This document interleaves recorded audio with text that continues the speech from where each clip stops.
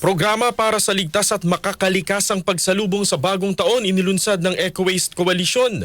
Kasama natin sa balita si Radyoman Lestor Aler.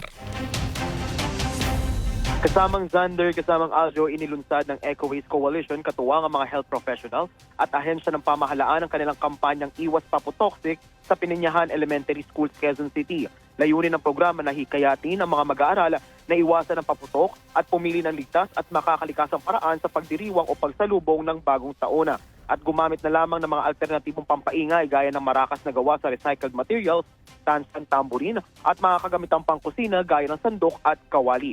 Nasa mahigit 1,000 mag-aaral at guro ang dumalo sa naturang programa kung saan tinalakay ang panganib ng paputok tulad ng pinsala nito, sunog, polusyon sa hangin at basura. Tinalakay din ng mga kinatawan ng iba't ibang ahensya ng gobyerno tulad ng DOH, PNP at BFP ang pagdami ng aksidente tuwing may paputok kada taon at mga masamang epekto ng usok nito sa kalusugan.